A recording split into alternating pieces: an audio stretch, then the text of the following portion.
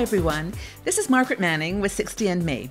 This is the place where women over 60 come to be inspired. My guest tonight is Nancy Perrode. Nancy is a travel expert, and she covers senior and baby boomer travel for About.com. Welcome, Nancy. Hi, it's nice to be here. It's so good to have you here. You are an amazing source of information for travel for older women, and I'm really grateful for the articles that you've written on our site. And I would like to talk to you today, though, about something that a lot of women in our community are interested in, and that is somehow blending travel with learning. You know, having a holiday that is where you can meet friends and learn something. So, tell us about, in your interpretation of what a learning holiday is. Well, there are a lot of ways to learn and travel at the same time. There are many, many programs offered around the world that can teach you everything from art history to yoga. So it's really a matter of what you would like to learn and where you'd like to learn it. So, for me, I love learning adventures because I meet like-minded people there. It's a place where people who like medieval history, they will all be there, and I'll have friends that can discuss that. So when we're thinking about learning adventures, give us some of the conditions or some of the things we might want to consider. Well, the first would be the location and sort of the geography of the specific area you would be living in and learning in. You might want to choose a place that has weather that you prefer. And if you're going to a city and you have mobility issues, you might want to think about that a little bit. If you were in, for example, someplace in Italy and you perhaps used a walker or a cane, you could certainly go and have a great time, but you need to be aware that you might need to bring some walking shoes, that type of thing, to make your stay more comfortable. Another thing you might want to think about is the season that you're traveling, so that you are not doing field trips in the pouring rain or the snow. If you wanted to go to St. Petersburg or someplace like that, you can go in November. I did. It was cold and snowy, and I had a fabulous time anyway, but I had to pack for it and bring a lot of gear. And that was before the airline started charging all those checked bag fees, so I could take whatever I wanted. So, I guess that, the location, obviously, and the topic, I suppose you'd want to think about the topic that you really are passionate about. If you're going to go on a learning trip, or would you say, actually, the other side, would you prefer to do a trip where you learn something for the first time, something you've never done? Yeah, it can go either way. Sometimes what works for people is to explore the different programs that are available, because that will inspire you to try something that you had never even considered, perhaps cheese making or photography, or something more in the outdoors where you can learn about our natural environment or explore an environment you've never visited. It's great to pursue something that you're already passionate about, but you might discover something completely new.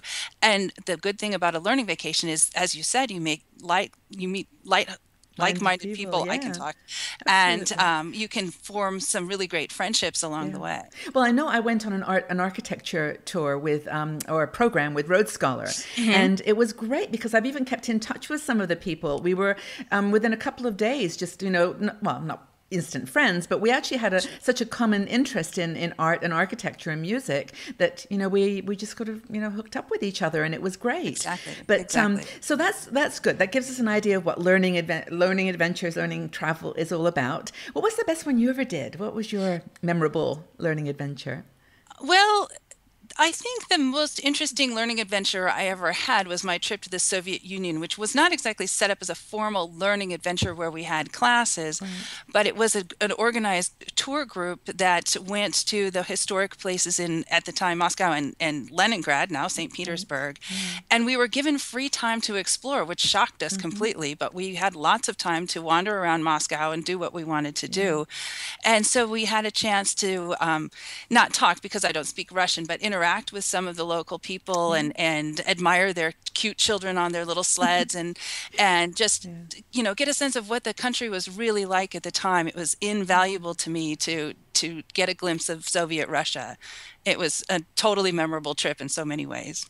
Yeah, that's wonderful. And I think that's really true. Language is another thing that you can learn on these learning adventures. Yes, and there's a group that I was involved with this summer called Flavors. They do trips to Italy, and their learning is cooking, Pilates, painting, and language.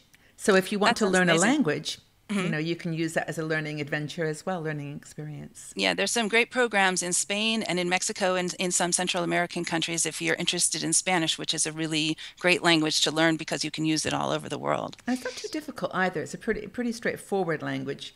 Hola, hola. That's about it for me. But you know, you've actually inspired us. So give us some examples. Who are a few companies that you might recommend? Well, one long established learning center is in Elkins, West Virginia. It's called the Augusta Heritage Center. It's at Okay. Davis and Elkins College. Uh-huh. And Elkins is a sort of a medium-sized city in West Virginia that you tend to drive through, but all summer long, every year, they offer wonderful, wonderful courses in everything from Appalachian folk music. You can bring instruments and learn to play or improve your skills. You can Wow. learn dancing. You can learn traditional food ways, and they have themed weeks. So if you want something particular, such as bluegrass or Irish, all the courses during that week are centered around that Oh, what theme. a great. So you could go for multiple weeks and learn lots of different things. You stay in the college dorms, and it's a really wonderful experience. And then at night, you can get together and play in a session or do some group dancing, depending on how the program is structured for that week. So there's plenty of social opportunities as well. Have you been? I have been to Elkins many times. I used to live in West Virginia, but I've never been lucky enough to attend myself. It's on my bucket list. My bucket Is list that? is very short, but it's on it. Do you know, it's really fun. I'm glad that you mentioned that one because it's not like one that you would recognize immediately. I mean, for example, No, Oxford University does exactly. summer programs, and Hmm. you would think Oxford, of course, you'd expect that. But it's nice to know that all over the United States and Europe, there are these specialty groups. You have to just really look for them. And the one that I mentioned, Rhodes Scholar, is another good option because they have programs all over the world. They So do. you can do learning programs in Cuba or Utah. I mean, it's really that Exactly. wide. So, and I know that there's lots of them. So, well, as I, you know, as you said at or as I said at the beginning, you write for Senior and Boomer Travel for about.com. And I would suggest people go up there and have a look at what you've written and what's been suggested. And I think that learning adventures are fantastic. And this article that you've written for us has got some other ideas and recommendations. So It does. You mentioned the Oxford University program. yes, This is another long established program like Davis and Elkins Augusta Heritage Center or like right, Rhodes Scholar, which has been around under many names. That used to be called Elder Hostel, so many people are yes, familiar with it under that name.